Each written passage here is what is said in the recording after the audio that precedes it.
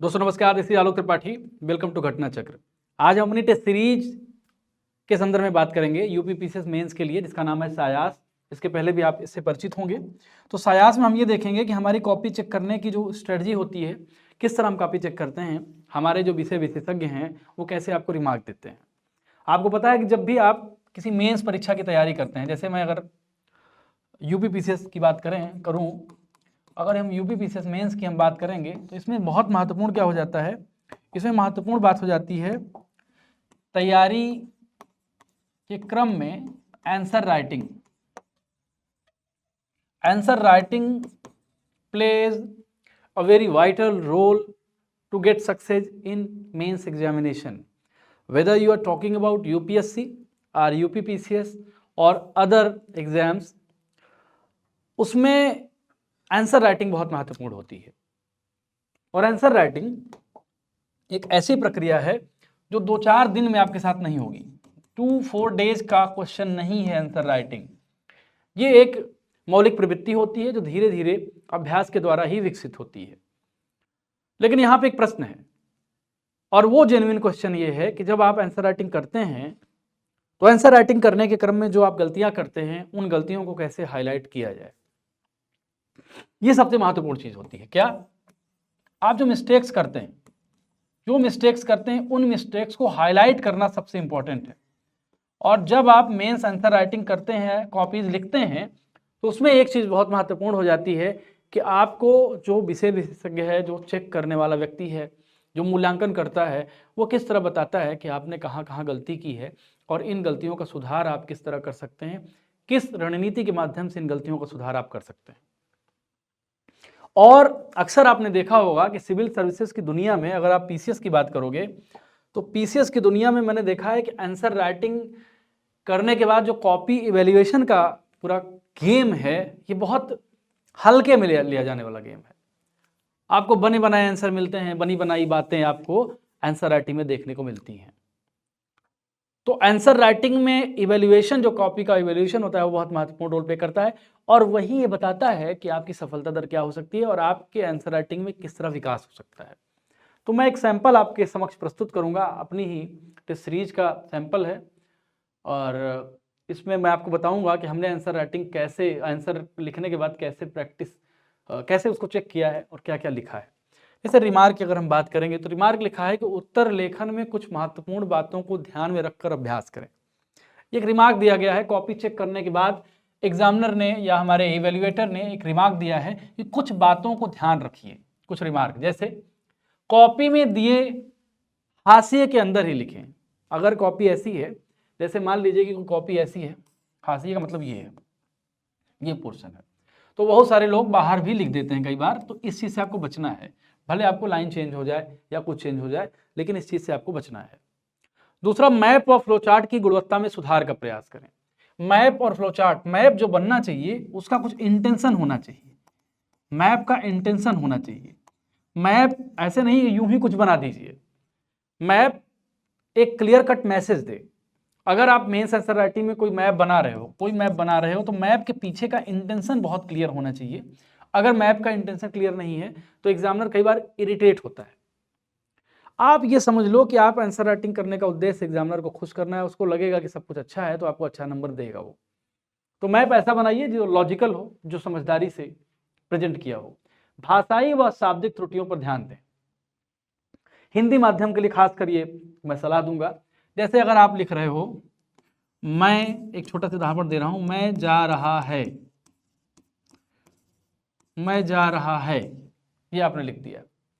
तो एग्जाम आप कितना भी अच्छा लिख रहे हो, लेकिन ये जो सेंटेंस है मैं जा रहा है, एग्जामिनर को इरिटेट करने के लिए काफी है। एग्जामिनर को लगेगा कि आपको हिंदी नहीं आती, हिंदी लिखनी नहीं आ रही और आप मेंस लिखने चले आए हो। तो ये बहुत नेगेटिव एस्पेक्ट है, बहुत नेगेटिव तरह से प्रेजेंट करता है। कुछ लोगों को अंक की मात्रा कभी नहीं लगाते हैं वो। जैसे मैं जा रहा हूं, मैं जा रहा हूं, ये अंक बिंदी है। लेकिन कुछ लोग इस बिंदी को कभी एकदम मतलब हल्के में लेते हैं, इसको कभी लगाते ही नहीं है। तो इन चीजों पर भी आपको थोड़ा सा ध्यान देना पड़ेगा। और ये चीजें आएगी कैसे, जब लगातार निरंतर आप प्रयास करेंगे तो आएंगे। ये मार्क्स को दिया गया है, क्या कैसे मार्क 34.5/100, 100 में 34-35 नंबर इन्होंने मिला है। अब टिप्पणी देखिए क्या किया गया है। टिप्पणी क्या है, इसमें टिप्पणी दिया गया है कि आपने प्रश्न को ब्रॉडली सही समझा है और पुरातत्व और मुद्रा शास्त्र में दोनों को छूने की कोशिश की है। ये जो है प्राचीन भारतीय इतिहास के पुनर्निर्माण में पुरातत्व और मुद्रा शास्त्र की भूमिका पर चर्चा कीजिए, ये प्रश्न है। और इन्होंने जो इंट्रो लिखा है, प्राचीन भारतीय इतिहास को जानने के विविध स्रोतों में साहित्य, पुरातात्विक साक्ष्य तथा खनन प्रक्रिया में प्राप्त साक्ष्यों की महत्वपूर्ण भूमिका रही है। और इन्होंने ये मैप भी लगा दिया है हड़प्पन सिविलाइजेशन के एक्सपेंशन का। तो अब एक स्टैंजा को देखिए, ये एक छोटा सा ये इंट्रो है, ये एक प्रश्न का इंट्रो है। प्रश्न के इंट्रो को रिमार्क करते हुए ये कमेंट लिखा गया है और ये विस्तृत कमेंट है। ये कमेंट इस प्रश्न के एक छोटे से हिस्से यानी इंट्रोडक्शन के पर्सपेक्टिव में लिखा गया है। क्या लिखा है कि आपने ब्रॉडली सही समझा है और पुरातत्व और मुद्रा शास्त्र दोनों को छूने की कोशिश की है, पर उत्तर ज्यादातर वर्णनात्मक है, जबकि प्रश्न भूमिका पर चर्चा कीजिए कह रहा है। यानी इन स्रोतों से हमें क्या क्या ऐतिहासिक जानकारी मिलती है, यह विश्लेषण अपेक्षित था। पुरातत्व वाले भाग में आपने स्थल हड़प्पा और मोहनजोदड़ो और मेड़मूतिया आदि गिनाए हैं, पर यह नहीं बताया है कि उनसे नगर नियोजन, अर्थव्यवस्था, सामाजिक सांस्कृतिक जीवन, कालक्रम आदि कैसे स्पष्ट होते हैं, ये चीज है। मुद्रा शास्त्र वाले भाग में सिर्फ रजत, स्वर्ण, तांबे के सिक्के और गुप्त काल में स्वर्ण मुद्रा का प्रचलन लिखा है, जबकि मॉडर्न उत्तर में अपेक्षित था कि सिक्कों से राजनीतिक कालक्रम, राजवंशी उत्तराधिकार, व्यापार, अर्थव्यवस्था, धार्मिक प्रतीक, भाषा विकास पर भी चर्चा हो। तो ये जो है एक विस्तृत टिप्पणी की गई है। और टिप्पणी देखिए, भूमिका इंट्रोडक्शन में क्या है, कमियां क्या है देख लीजिए। प्रश्न का कीवर्ड पुनर्निर्माण और मुद्रा शास्त्र की भूमिका में नहीं आए। प्रश्न क्या है, प्राचीन भारतीय इतिहास में पुनर्निर्माण और मुद्रा शास्त्र, ये दो चीजें कीवर्ड हैं। क्या है, कीवर्ड हैं। जब आप मेंस आंसर राइटिंग की बात करते हो तो कीवर्ड पे आप फोकस करते हो, कीवर्ड है। लेकिन इंट्रो में आप पूरा देखोगे, प्राचीन भारतीय इतिहास को जानने के विविध स्रोतों में साहित्य, पुरातात्विक साक्ष्य, खनन प्रक्रिया में प्राप्त साक्ष्यों की महत्वपूर्ण भूमिका रही है। इसमें कीवर्ड की कहीं चर्चा नहीं है, और यही यहाँ पे कमेंट लिखा गया है कि आपने कीवर्ड का कहीं कोई जिक्र ही नहीं किया है।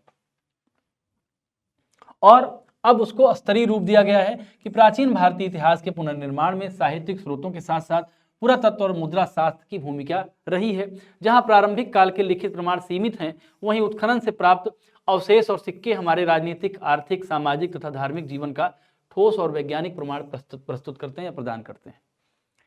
यानी आपने जो यहाँ पे आपने इंट्रो लिखा है, ये आपका इंट्रो है, और जो चेक करने के बाद जो इंट्रो आया है ये मॉडिफाइड इंट्रो है। यानी आपको आपकी कॉपी में इस तरह चीजें मिल रही हैं। यानी आपको एक एक लाइन बताई जा रही है कि आपने क्या लिखा, आपने क्या लिखा है, ये इधर दिया, आपकी गलतियों को दिया, और आपके ही चीजों को सुधार करके मॉडिफाइड फॉर्म में प्रेजेंट कर दिया, जिससे आपको समग्र तरीके से, ऑब्जेक्टिव तरीके से समझने में आसानी हो कि कैसे अच्छा उत्तर आप लिख सकते हो। अब देखिए कमियां क्या है, कमियां क्या है। स्थल और वस्तुएं तो गिनाई, अब इसका देख लीजिए। देखिए एक एक स्क्रीनशॉट लगाकर उसके सामने जो है चीजें लिखी गई हैं। देखिए, भारतीय इतिहास विभिन्न साहित्यिक साक्ष्यों तथा ग्रंथों, मुद्राओं इत्यादि के रूप में अपने इतिहास का वर्णन प्रस्तुत करता है। पुरातत्व देश में विभिन्न भागों में प्राप्त पुरातात्विक साक्ष्य जैसे हड़प्पा, मोहनजोदड़ो, आलमगीर इत्यादि से मिले। पुरातात्विक साक्ष्यों में कांसे की मूर्ति, नर्तकी की मूर्ति, हड्डी के खिलौने तथा मृदभांड पुरातात्विक साक्ष्य प्रस्तुत करते हैं। ये कॉपी है, और इधर देखिए इसका इवैल्यूएशन है। कमियां क्या है, ये देखिए कमियां भी गिनाई गई। कमियां क्या है, कमियां देखिए क्या क्या है। स्थल और वस्तुएं तो गिनाई, पर उनसे मिलने वाली निष्पत्तियों को नहीं जोड़ा। अभिलेख, शिलालेख, स्थापत्य वैज्ञानिक विधियां जैसी बातें अनुपस्थित हैं। सिर्फ सिक्कों के प्रकार और गुप्त काल में स्वर्ण मुद्राओं का प्रचलन लिखकर रुक गए, अन्य विवरण का उल्लेख नहीं है।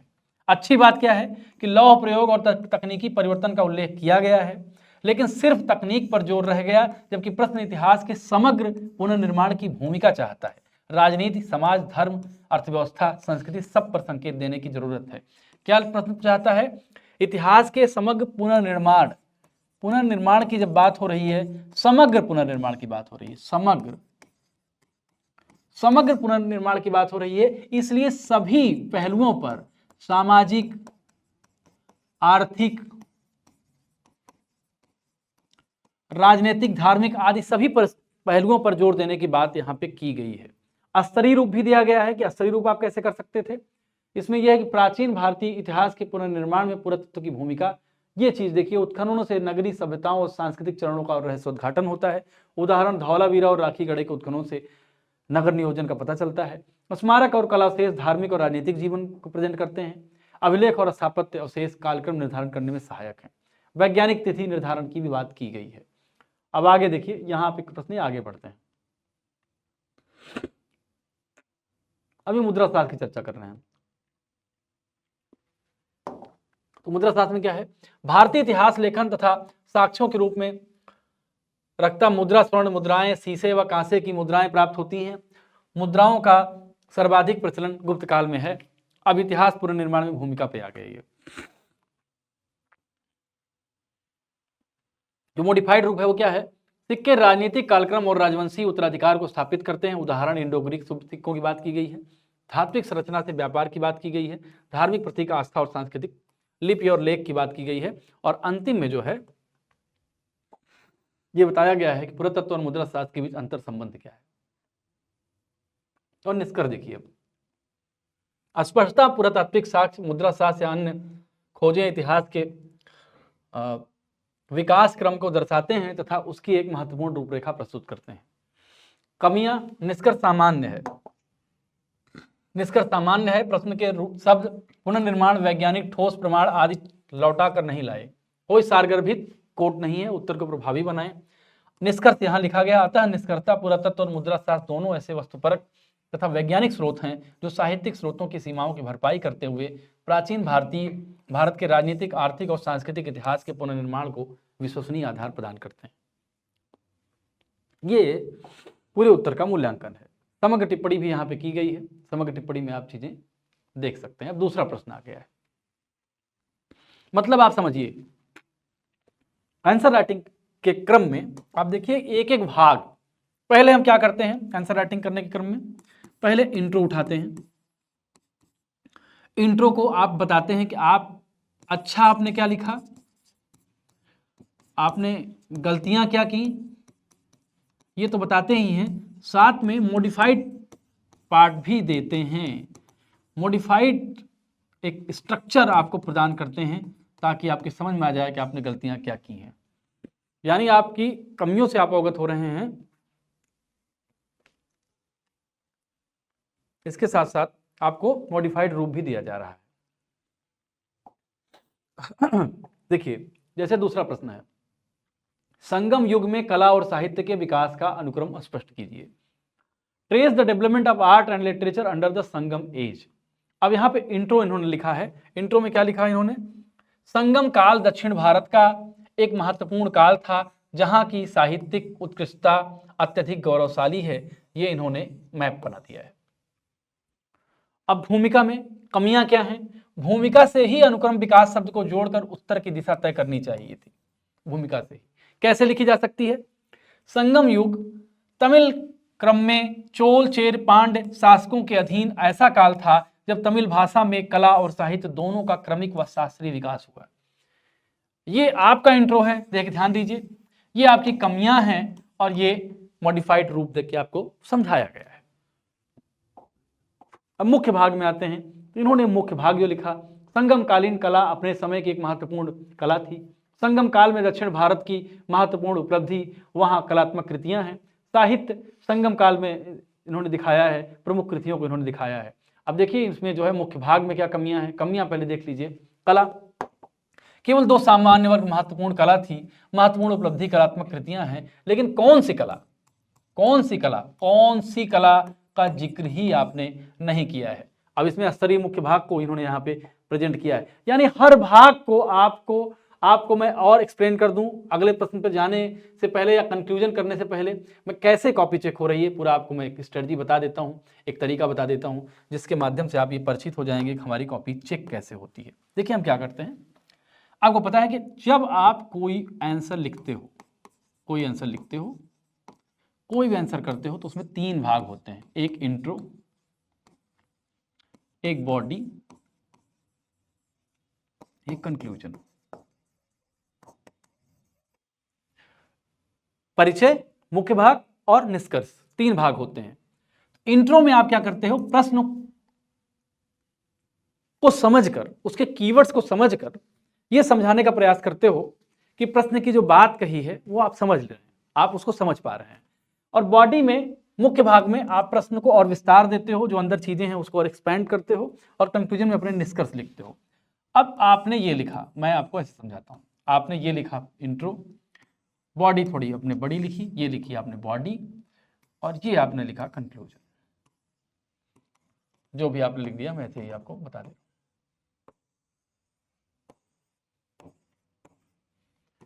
ये आपने ऐसा किया है। हम क्या करते हैं, सबसे पहले आपका इंट्रो लेंगे, सबसे पहले आपका इंट्रो यहां से उठाएंगे, इसको चेक करेंगे, कॉपी चेक करने की अपनी स्ट्रेटजी बता रहा हूं। फिर आपकी कमियां जो होंगी वो आपको बताएंगे कि भैया ये कमियां हैं, यहां आपने गलती की। और फिर आपको ये बताएंगे कि ये इंट्रो इस तरह ज्यादा बेहतर होगा, इस तरह ज्यादा बेहतर होगा। यानी आपके इंट्रो का मॉडिफाइड रूप इधर आपको मिलेगा, आपकी बॉडी का मॉडिफाइड रूप इधर मिलेगा, आपके कंक्लूजन का मॉडिफाइड रूप इधर मिलेगा। यानी आपको 3 चीजें मिल रही हैं। पहली चीज क्या, सबसे पहले तो आप ये समझ पा रहे हो कि आपकी कमियां क्या हैं, आपकी अच्छाइयां क्या हैं, आपकी अच्छाई क्या है ये भी आप समझ पा रहे हो, दूसरी चीज। और तीसरी चीज, आपकी कमियां और अच्छाइयों को जानते हुए जो सारगर्भित तरीका होता है आंसर राइटिंग का, उसको भी आपको प्रेजेंट किया जा रहा है। यानी 3 चरणों से गुजर कर आप ये समझ पा रहे हैं कि आपकी कॉपी का मूल्यांकन कितने स्तरीय ढंग से किया जा रहा है। समग्रता में आपकी कॉपी का मूल्यांकन किया जा रहा है, और यही समग्रता आपको सिखाती है कि answer writing, which is the most significant aspect of any civil services, कैसे आप उसको बेहतर कर पाते हो। और ये सारी चीजें आपको कहां मिलेंगी, ये सारी चीजें हमारी मिलेंगी टेस्ट सीरीज में, जिसका नाम है सायास। कमेंट बॉक्स में लिंक दिया है, वहां से आप एडमिशन ले सकते हैं। सायास मेंस टेस्ट सीरीज घटना चक्र में हमारी ऑफलाइन सीरीज भी है, ये ऑफलाइन टेस्ट सीरीज में भी आप हिस्सा ले सकते हैं, और ऑनलाइन तरीके से भी आप इसमें जुड़ सकते हैं। तो फिलहाल 2 आंसर मैंने आपको दिखाए, आपको कैसा लगा कमेंट में जरूर अपना अनुभव दर्ज करिएगा, और फिर किसी अन्य वीडियो पर बातचीत करने के लिए फिर हम आपके समक्ष आएंगे। तो अभी के लिए नमस्कार।